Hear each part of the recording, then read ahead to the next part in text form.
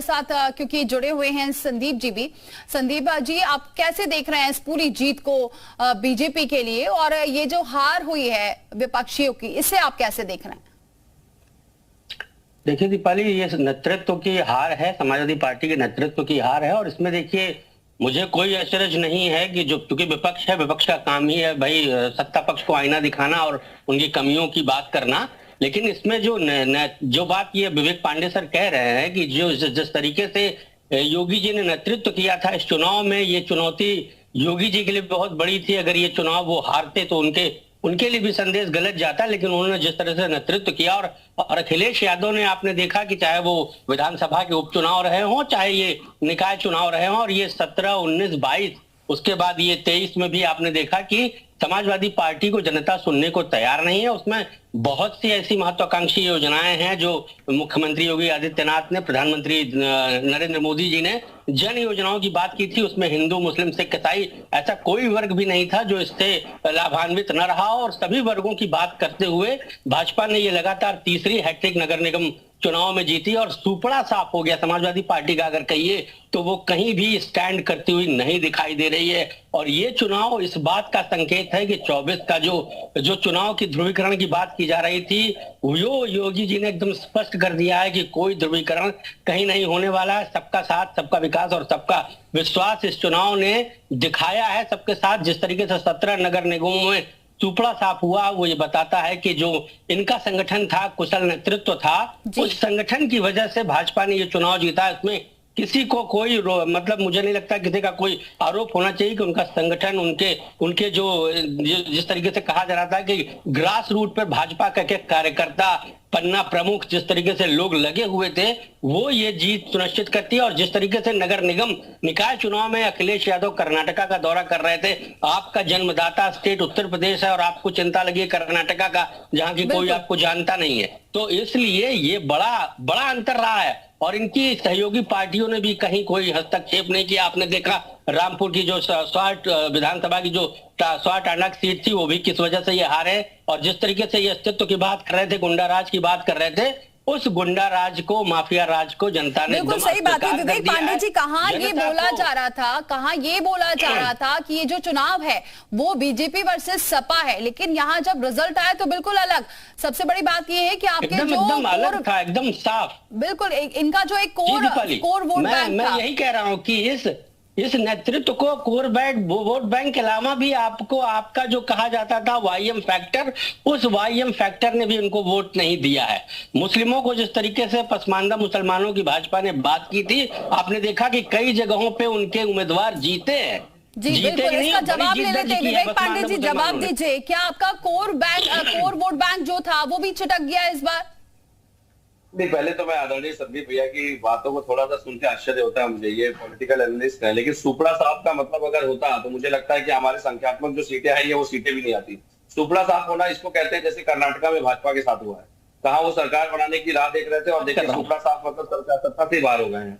और मैं नगर निगम की बात कर रहा हूँ, मैं निकाय पूरे चुनाव की बात नहीं, नगर निगमों की बात कर रहा हूँ कि मेरी बात आ जाए।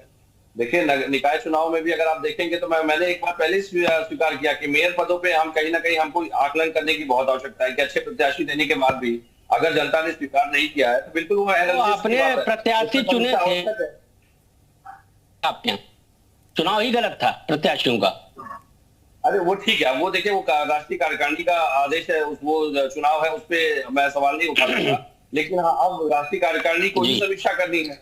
भाई समीक्षा तो राष्ट्रीय कार्यकारिणी करेगी क्योंकि प्रत्याशी उन्होंने ही चयनित किए थे।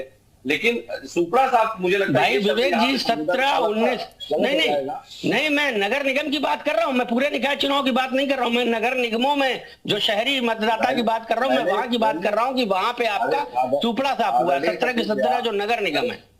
आदरणीय संदीप जी, ये बात तो मैंने स्वीकार कर ली, इस पे तो कोई मुझे लगता है डिस्कशन का पॉइंट ही नहीं है। मैंने तो ये स्वीकार किया ना कि वहां तो हमको मतलब विवेक जी ये संतुष्ट हो रहे हैं कि जो वार्डों में आ गए आप, उसी में आप संतुष्ट नजर आ रहे हैं, यानी कि आपको बहुत ज्यादा लगता है फर्क नहीं पड़ रहा है। तो यही ये पहले ही मान के बैठे थे कि हमारी हार हो रही है। नहीं, मेरी बात आ जाए। देखिए ये तो संदीप जी अभी जानते हैं, आप भी जानती है, जिम्मेदार मीडिया है आप लोग, कि भाई निकाय चुनाव अधिकतर जो होता है सत्ता पक्ष से ही प्रभावित अधिकतर होता है। लेकिन अगर बात की जाए इस समय 2024 को लेकर के जो लक्षित तैयारी चल रही है, तो ये सब रणनीति का एक हिस्सा है। बड़े बड़े लक्ष्यों को हासिल करने के लिए छोटे युद्ध में अगर छोटे यज्ञों की तिलांजलि जा रही है तो हमें उससे फर्क नहीं पड़ता। इस समय विपक्ष का सबसे मुख्य उद्देश्य है भाजपा को सत्ता से हटाना, क्योंकि अगर सत्ता में भाजपा दोबारा आई तो इस बार ये देश बेच करके छोड़ेगी। अरे सर, यहाँ पहले यूपी में तो हटा दीजिए। यूपी में देखिए क्या स्थिति होती जा रही है, एक मजबूत विपक्ष भी अब नहीं दिख रहा है। अरे दीपाली, इनके नेता ही कह रहे थे ये सेमीफाइनल है उत्तर प्रदेश का निकाय चुनाव, इनके ही नेता कह रहे हैं। मेरी बात आ जाए, अब अपराधी और गुंडों के साथ तो अब चुनाव नहीं लड़ेंगे ना। कल देखिए चुनाव आयोग ने तो बहुत जिम्मेदारी के साथ पूरे देखिए विवेक जी, अब अपराधियों गुंडों की बात मत करिए। नहीं, एक मिनट अपराधियों गुंडों की अगर बात करेंगे तो फिर इतिहास आ जाएगा सामने, और फिर आपको पता है कि क्या कुछ कौन कौन इन्वॉल्व रहा है सपा के साथ। और उसका बाकायदा बीजेपी ने तो एक दिन पहले ही एक ट्वीट करके वीडियो जारी कर दिया था। तो अब आप अपराधियों पे मत जाइए, अभी फोकस करिए नगर निगम चुनाव को लेकर। नहीं, मेरी बात आ जाए, नगर निगम चुनाव हो गए, उनको छोड़िए, मैं वर्तमान की बात कर रहा हूँ। रायबरेली में जिस तरीके से 22 अपराधों में संलिप्त माफिया आकर के थाने के अंदर गाड़ी खड़ी करता है, क्या उसका नाम लिस्ट में है?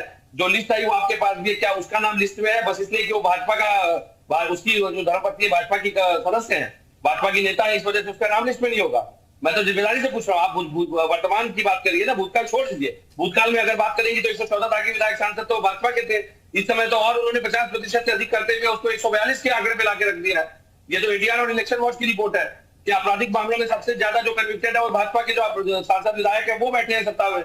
और उससे भी बड़ी बात मैं कह रहा हूं कि जो रायबरेली में हुआ, क्या वो परिपाटी, उसका नाम क्या इस लिस्ट में है जो योगी जी ने जारी की? 22 अपराधी, 22 आप मुद्दे को ही भटका रहे हैं, आप मुद्दे को ही भटका रहे हैं। यहाँ हार की बात की जा रही है। संदीप जी, क्या लगता है यहाँ पर सबसे बड़ी बात ये है कि बार बार अब ये मुद्दों को भटका रहे हैं, और दूसरी बात ये है कि अब मैं कोई मुद्दों को नहीं भटका रहा हूँ। आप चाह रही है कि मैं वो दीपाली, नहीं, मैं ये नहीं चाह रही, मैं क्यों चाहूंगी ये, लेकिन आप इसको हार को कहीं से भी स्वीकार करते नजर नहीं आ रहे, कहीं मतगणना स्वीकार कर लिया। मेरा ओपनिंग स्टेटमेंट ही यही था मैडम, कि मैंने पहले कहा कि हमारे मेयर प्रत्याशियों में जो हमने हमारी नहीं दीपाली जी संदीप जी एक मिनट संदीप जी को बोलने दीजिए। हाँ बोलिए संदीप जी।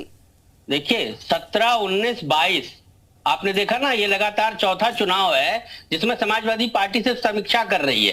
पिछले 4 चुनाव से ये समीक्षा कर रहा है और ये नब्ज नहीं पकड़ पा रहा है कि ये कहाँ कमजोर हो रहा है, किस जगह इनको मेहनत करनी है।